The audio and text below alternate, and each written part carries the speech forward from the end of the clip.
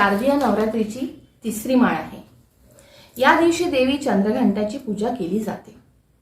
देवीच्या कपाळावर घंटाच्या स्वरूपात अर्धचंद्र सुशोभित आहे, ज्यामुळे तिच्या चेहऱ्यावरील तेज अधिक वाढतं, म्हणून तिला देवी चंद्रघंटा असे म्हणतात। आता आपण तिची कथा ऐकणार आहोत। हिंदू धर्मग्रंथानुसार जेव्हा देव आणि असुर यांच्यात दीर्घकाळपर्यंत युद्ध चालू होते, तेव्हा राक्षसांचा स्वामी महिषासुराने देवतांवर विजय मिळविला। इंद्राचे सिंहासन हिसकावले आणि स्वतः स्वर्गाचा स्वामी बनला। हे पाहून सर्व देव खूप दुःखी झाले। स्वर्गातून हाकलून दिल्यानंतर सर्व देव ब्रह्मा, विष्णू आणि महेश या त्रिमूर्तींकडे गेले। सर्व देवांनी असुरांनी केलेल्या अत्याचारांबद्दल आणि इंद्र, चंद्र, सूर्य, वायू आणि इतर देवतांच्या हिसकावलेल्या अधिकारांबद्दल परमेश्वराला सांगितले। हे ऐकून ब्रह्मा, विष्णू आणि शंकर खूप क्रोधित झाले। त्याच वेळी 3 देवांच्या मुखातून एक ऊर्जा बाहेर पडली। देवतांच्या शरीरातून निघणारी ऊर्जा ही देखील त्या ऊर्जेमध्ये मिळाली। ही ऊर्जा 10 दिशांना पसरू लागली। मग तिथे एका बालिकेच्या रूपाने प्रकट झाली। भगवान शंकरांनी नंतर त्या देवीला आपला त्रिशूळ प्रदान केला। भगवान विष्णूनेही त्यांना सुदर्शन चक्र दिले।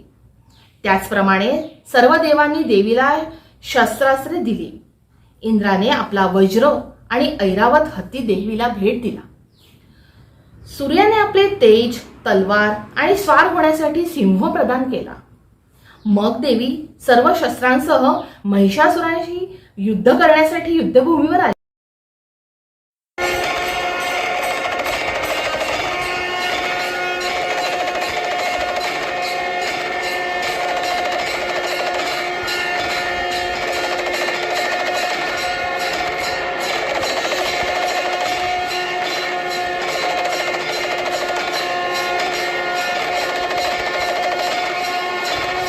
तिचे विशाल रूप पाहून महिषासूर भयभीत झाला।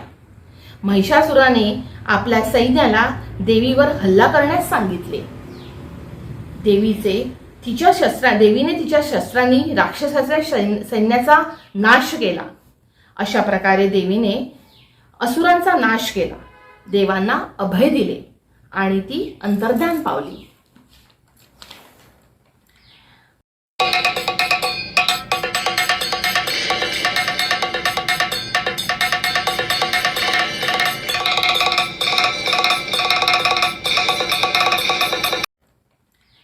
आता आपण देवीचे स्वरूप पाहूया। चंद्रघंटा देवीचे वाहन सिंह आहे। ती दशभुजा आहे। तिच्या हातात कमळ, धनुष्य, जपमाळ आणि बाण आहे। उर्वरित हातांमध्ये त्रिशूळ, गदा, कमंडल आणि तलवार आहे। आईचा 5वा हात अभय मुद्रेमध्ये असतो। देवीला पिवळा रंग अतिशय प्रिय आहे। आता देवीच्या आराधनेसाठी पुढील मंत्र आपण म्हणूया। ओम देवी चंद्रघंटायै नमः।